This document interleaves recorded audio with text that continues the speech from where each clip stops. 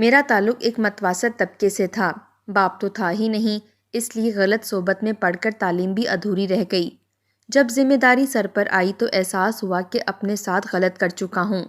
ملک میں کم تعلیم یافتہ کو تو نوکری بھی ملنا بہت مشکل تھا، اس لیے میں روزگار کے لیے ایران چلا گیا۔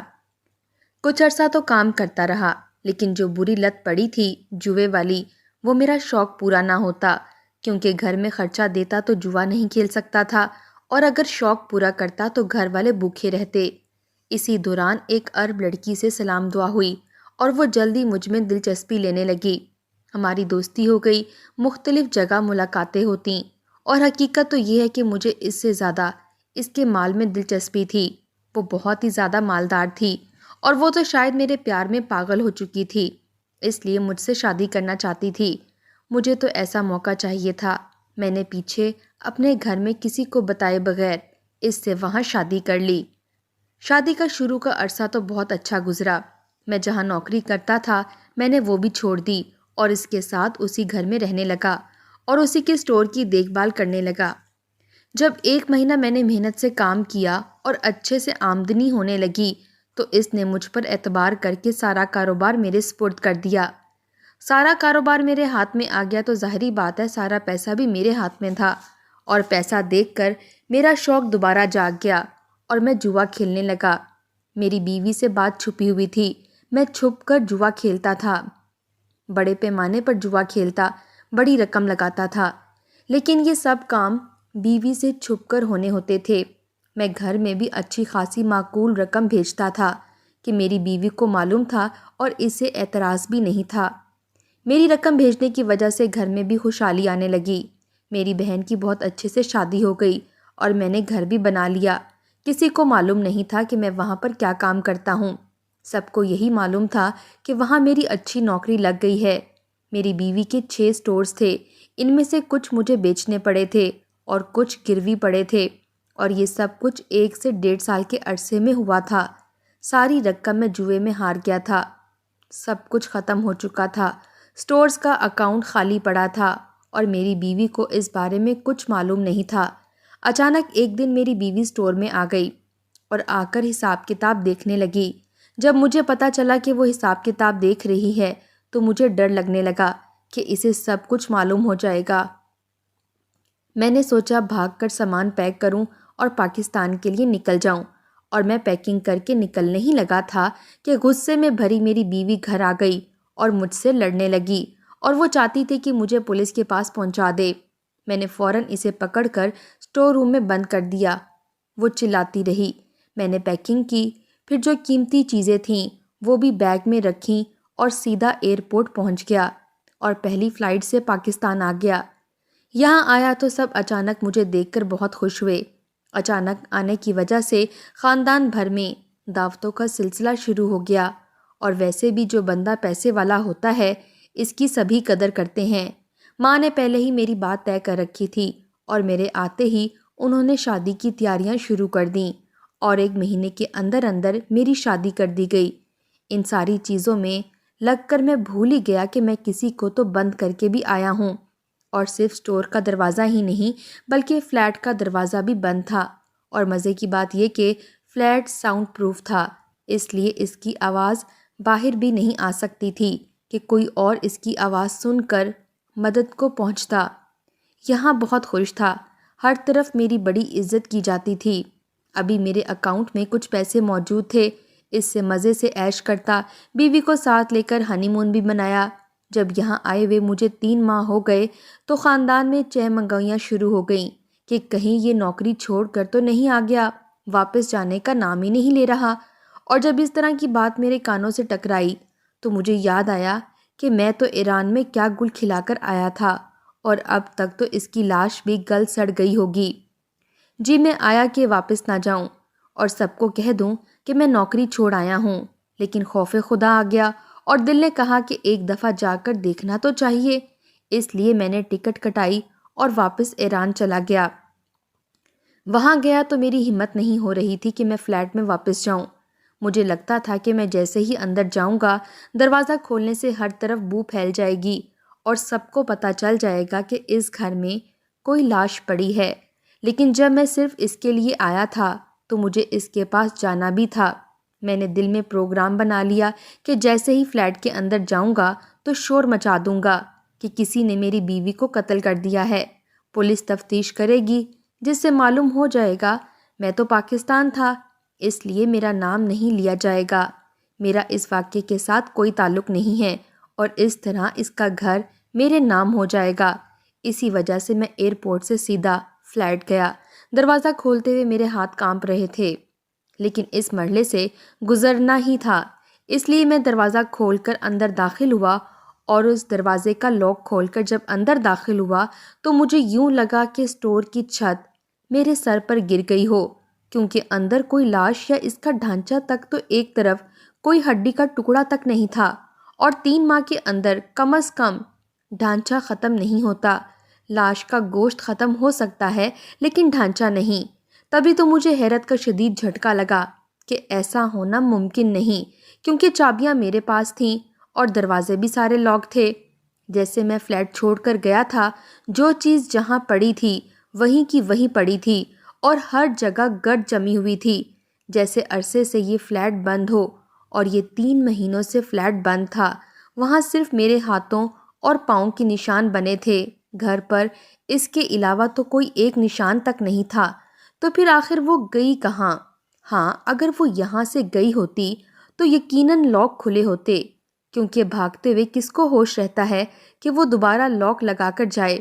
اس نے پولیس کی مدد مانگی ہوتی تو یقیناً اس فلیٹ کی ترتیب ٹھیک کر چکی ہوتی، کیونکہ اس کا اپنا ذاتی فلیٹ تھا۔ وہ زندہ ہوتی تو یہاں کے علاوہ کہاں رہتی؟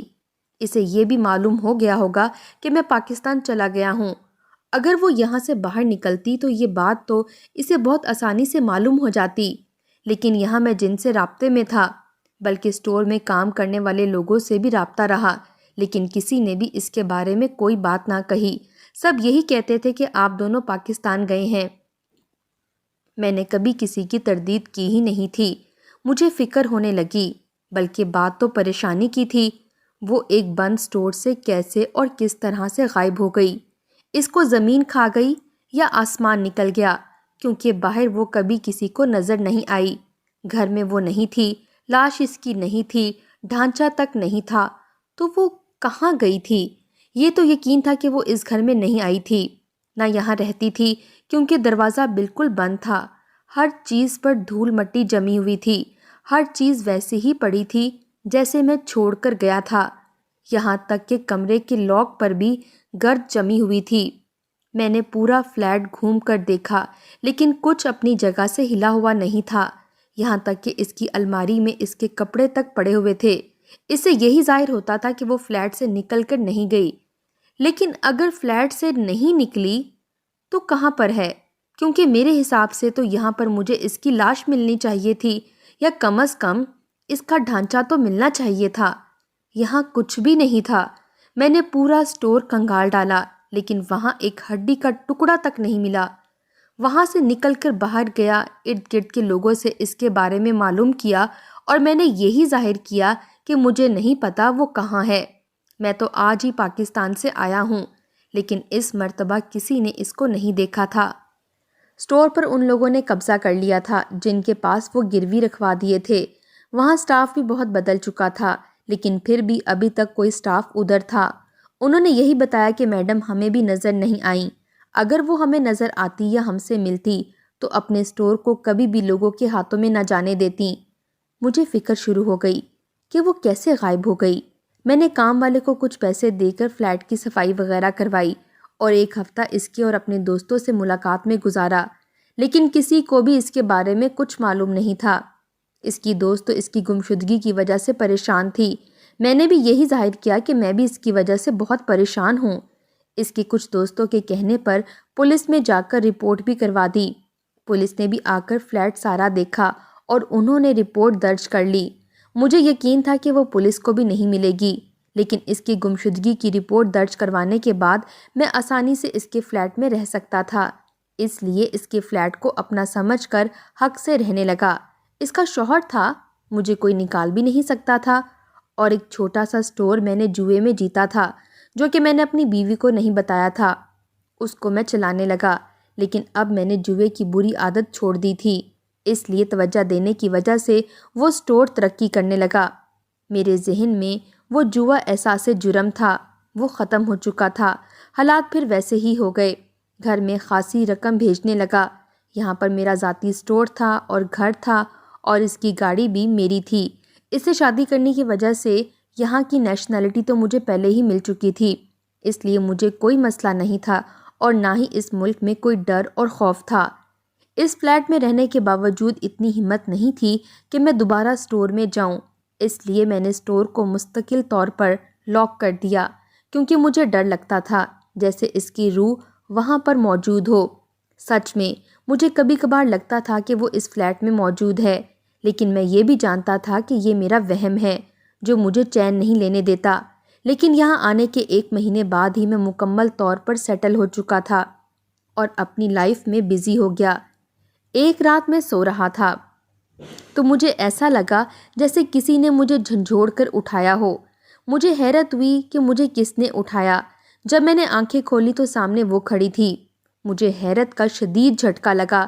میں چیخ مار کر بستر سے اٹھا اور لائٹ آن کرنے لگا۔ جب میں نے لائٹ آن کی اور پلٹ کر دیکھا تو وہ وہاں نہیں تھی۔ میں نے پورا فلیٹ چھان مارا، لیکن دروازہ اندر سے بند تھا، لاک تھا، ساری چیزیں بھی جگہ پر تھیں، لیکن وہ نہیں تھی۔ مجھے محسوس ہوا کہ یہ میرا وہم ہے، اس لیے میں خود کو سمجھا کر دوبارہ سو گیا، اور اس کے بعد کچھ بھی نہ ہوا۔ لیکن وہ مجھے اکثر نظر آتی۔ فلیٹ میں اس کا نظر آنا تو پھر بھی سمجھ آتا تھا کہ شاید جنازے کے اور بغیر کفن کے ایسے مری ہے تو اس کی روح بے چین ہوگی، لیکن ایسی کوئی بات دنیا میں ہوتی تو نہیں ہے کہ کوئی روح دوبارہ نظر آئے، لیکن میں اس کو اپنا وہم سمجھتا تھا۔ لیکن ایک دن تو حد ہی ہو گئی، اور وہ اسٹور میں بھی نظر آئی، کیونکہ وہاں موجود اور کسی کو نہیں نظر آئی تھی۔ تھوڑی دیر نظر آنے کے بعد غائب ہو گئی، اور پھر وہ سلسلہ چل نکلا کہ مختلف جگہوں پر نظر آتی، اور ہر اس جگہ پر جہاں میں سکون محسوس کر رہا ہوتا، مزے میں ہوتا، تو کبھی سوئے ہوئے مجھے نظر آتی، تو کبھی اسٹور میں آرام سے اپنے کیبن میں بیٹھا ہوتا تو وہاں نظر آ رہی ہوتی۔ مجھے وہم سے زیادہ اس سے ڈر لگنے لگ گیا تھا۔ اس ترقی یافتہ ملک میں کون میری بات پر یقین کرتا، اور یقیناً یہ بات کسی کو بتاتا تو اس نے مجھے پاگل سمجھ کر پاگل خانے میں داخل کروا دینا تھا۔ اس لیے یہ بات میں نے کسی کو نہیں بتائی۔ ایک دن جب میں کھانا بنا رہا تھا تو مجھے محسوس ہوا وہ میرے پیچھے ہے۔ میں نے کوشش کی کہ اس کو ہاتھ لگاؤں اور مجھے پتہ چلے کہ وہ سچ ہے یا وہم، لیکن اسی وقت اس نے سائڈ پر رکھے پین سے مجھ پر حملہ کر دیا، اور سچ میں وہ مجھے لگا تھا، لیکن جب میں نے سر اٹھا کر دیکھا تو وہ غائب ہو چکی تھی اور وہ میرے قدموں میں پڑا تھا۔ ویسے مجھے یقین ہو گیا کہ یہ میرا وہم نہیں ہے، کچھ تو حقیقت ہے اس میں۔ اب اکثر یہ ہوتا، میری چیزیں ادھر سے ادھر ہو جاتیں، کبھی کبھار خود ہی چیزیں حرکت کرنے لگتیں، کبھی اٹھا کر پھر رکھی جاتیں، لیکن وہ نظر مجھے کہیں بھی نظر نہیں آتی تھی، اور جہاں نظر آتی وہاں اسے چھو نہیں سکتا تھا۔ مجھے لگتا تھا کہ مجھ سے انتقام لے رہی ہے، کیونکہ میں بالکل یہاں پر سکون محسوس کرنے لگا تھا۔ میں نے اپنا مستقبل اسی ملک میں سوچ لیا تھا، لیکن اب مجھے لگتا تھا کہ میرا یہاں رہنا محال ہو جائے گا۔ اب میں مزید اس ملک میں نہیں رہ سکتا۔ 2 ماہ ہو گئے تھے سارے سلسلے کو۔ اس دوران وہ میرا بہت زیادہ نقصان کر چکی تھی، بہت سے برتن ٹوٹ چکے تھے، اور فلیٹ پر تو لگتا تھا اس کا قبضہ ہے۔ اگر پہلے سے موجود ترتیب کو ذرا بھی بدلنے کی کوشش کرتا تو چیز یا ٹوٹ جاتی یا واپس اپنی جگہ پر پہنچ جاتی۔ مجھے یہاں رہنا مشکل لگنے لگا تھا، لیکن ابھی تو میری زندگی آسان ہو گئی تھی، مکمل طور پر سیٹل ہو چکا تھا، اور سب سے بڑی بات یہ کہ واپس جا بھی نہیں سکتا تھا کہ واپس جا کر میں کیا کرتا۔ یہاں میرا کاروبار تھا جس کی وجہ سے میرا گھر چل رہا تھا۔ مجھے لگتا تھا کہ اگر میں یہاں رہا تو وہ مجھے مار دے گی۔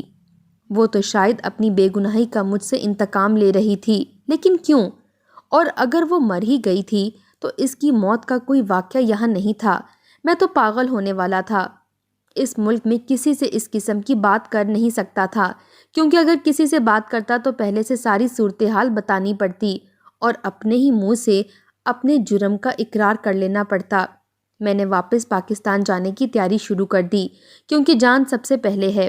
میں نے سوچ لیا کہ میں یہاں موجود گھر اور اپنا سٹور سارا کچھ بیچ کر رقم لے کر یہاں سے چلا جاؤں گا اور پاکستان میں ہی کوئی چھوٹا سا کاروبار شروع کر دوں گا۔ اس لیے میں نے لوگوں سے ملاقاتیں شروع کر دیں۔ سارا انتظام ہو گیا۔ 2 نمبر طریقے سے میں نے اس کا گھر اور گاڑی اپنے نام کروا لی تھی۔ میں نے ان کو بھی بیچ دیا۔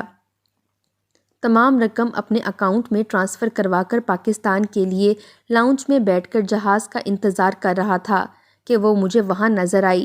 میں اسے کچھ کہہ تو نہیں سکتا تھا، وہ کسی اور کو تو نظر نہیں آتی تھی، لیکن حیرت کی بات یہ تھی کہ وہ آ کر میرے ساتھ بیٹھ گئی۔ میں نے کہا کہ تم آخر چاہتی کیا ہو؟ تو اس نے کہا کہ صبر رکھو۔ حیرت کی بات تھی، پہلی دفعہ مجھے اس کی آواز بھی آ رہی تھی۔ میں نے ادھر ادھر دیکھا تو کوئی بھی ہماری طرف متوجہ نہیں تھا، اس لیے میں نے پوچھا کہ تم مر کر بھی میری جان کیوں نہیں چھوڑ رہی؟ تو اس نے کہا کیا تم نے زندہ ہوتے ہوئے مجھے کہیں کا چھوڑا تھا؟ میرے پاس اس کی بات کا کوئی جواب نہیں تھا۔ اس نے کہا کہ مجھے یہ بتاؤ کیا کرتی؟ تمہیں خیال بھی نہیں آیا کہ میں کس حال میں ہوں گی، بھوک پیاس سے کیسے سسک سسک کر میری جان نکلی ہوگی؟ میں نے کہا میں تم سے معذرت کرتا ہوں، میں بہت ڈر گیا تھا، یہاں کی پولیس بہت سخت ہے، ذرا سی بھی بھنک پڑ جاتی کہ میں نے تمہیں دھوکہ دیا ہے اور تمہارے سارے کاروبار کو تباہ کر دیا ہے تو مجھے بہت لمبی سزا ہو جاتی، میں جیل نہیں جانا چاہتا تھا، اور دوسرا تمہارے قتل کا الزام بھی میرے سر آتا، میں نے خود تمہیں سٹور میں بند کیا تھا۔ اس نے ہاتھ اٹھا کر کسی کو اشارہ کیا۔ مجھے حیرت ہوئی کہ وہ اشارہ کیوں اور کس کو کر رہی ہے، لیکن اس سے پہلے میں سمجھتا پولیس میرے ارد گرد آ کر کھڑی ہو گئی اور انہوں نے میرے ہاتھ میں ہتھ کڑی ڈال دی۔ میں نے کہا کہ یہ آپ کیا کر رہے ہیں؟ انہوں نے کہا کہ آپ کے منہ سے سچ سن چکے ہیں، اس لیے آپ کو یہ سب کرنے کی ضرورت نہیں ہے۔ کیا تمہیں یقین نہیں ہو رہا کہ وہ تمہارے سامنے کھڑی ہے؟ تو اس نے کہا لگتا ہے کہ میرا وہ یقین نہیں ہے، تو یہاں کسی سے بھی پوچھ لو۔ میں نے ان کے علاوہ پھر کتنے ہی لوگوں سے پوچھا کیا یہ لڑکی ان کو نظر آ رہی ہے؟ اس وقت مجھے حیرت سے دیکھتے اور ان میں سے کوئی کہتا کہ اس کا تو دماغ خراب ہے، نہ جانے پاگل کو پولیس کیوں پکڑ رہی ہے، اور کوئی کیا کہتا تو کوئی کیا کہتا، وہ سب کو نظر آ رہی تھی۔ اس کا مطلب تھا کہ وہ زندہ تھی۔ پولیس مجھے لے کر پولیس اسٹیشن چلی گئی۔ مجھے کیا سزا دی گئی مجھے تو کچھ بھی سمجھ نہیں آ رہی تھی۔ مجھے بس اس سے پوچھنا تھا کہ وہ کہاں تھی، وہاں سے کیسے نکلی، اور تم گم کہاں ہو گئی تھی۔ اس کے بارے میں کسی کو کچھ بھی معلوم نہیں تھا، اور ابھی یہاں اتنا وقت ہو گیا ہے وہ زندہ تھی۔ اس نے میرے بارے میں کوئی کارروائی کیوں نہیں کی؟ اس نے مجھے بتایا کہ جب میں اسے سٹور میں بند کر کے فلیٹ سے نکلا تو اسے معلوم تھا کہ میں پاکستان چلا جاؤں گا، کیونکہ میں پہلے ہی پیکنگ کر رہا تھا، لیکن اس سے پہلے اسے پکڑ کر اندر پھینکا تو اس کا فون اس کے ہاتھ میں تھا، جس پہ میں نے دھیان نہیں دیا۔ اس نے میرے جانے کے کچھ ہی دیر بعد اپنی سہیلی کو فون کیا، اور اس کی خصوصیت یہ تھی کہ لاک کھول دیتی تھی، اور اسی دوست نے مجھ کو نکالا۔ مجھے معلوم تھا کہ تم نے سٹور گروی رکھے ہوئے ہیں، اور تمہارے جانے کے بعد وہ لوگ مجھے تنگ کرتے، اور میرے ہاتھ اس فلیٹ کے علاوہ کچھ نہیں تھا۔ میں اپنی دوست کی مدد سے ایران سے باہر چلی گئی۔ اب اس کے بھائی انگلینڈ میں ہوتے ہیں، ان کے پاس چلی گئی تھی۔ کسی کو بھی یہاں پتہ نہیں چلا کہ میں زندہ ہوں یا مر گئی ہوں۔ جب بہت دنوں بعد تم نظر آئے اور تم نے بھی اس سے جا کر پوچھا میرے بارے میں، اس طرح مجھے معلوم ہو گیا کہ تم واپس آ گئے ہو۔ تب میں نے تم سے انتقام لینے کا سوچ لیا، اور اس نے صبر کیا کہ تمہارا اگلا قدم دیکھ سکوں کہ تم کیا کرو گے۔ تم نے پولیس میں میری مسنگ رپورٹ درج کروائی تو میری دوست نے مجھے بتا دیا کہ پولیس نے کارروائی شروع کر دی ہے۔ میں واپس آ گئی، لیکن اسی دوست کے پاس رہی۔ میری دوست سرکس میں کام کرتی ہے، بہت سی ٹرکس جانتی ہے۔ یہ لاک کھولنے والا بھی اس نے سرکس میں ہی سیکھا تھا۔ میں بار بار فلیٹ میں نظر آتی تھی، مختلف چیزیں میرے نظر نہ آنے کے باوجود گرنا شروع ہو جاتی تھیں۔ وہ سارا کچھ ان ٹرکس کی وجہ سے ہو رہا تھا۔ میں تمہیں اتنا خوفزدہ کر دینا چاہتی تھی کہ تم خود ہی جا کر پولیس کے پاس اپنا جرم قبول کر لو، لیکن تم تو دوسرے ملک فرار ہونے والے تھے۔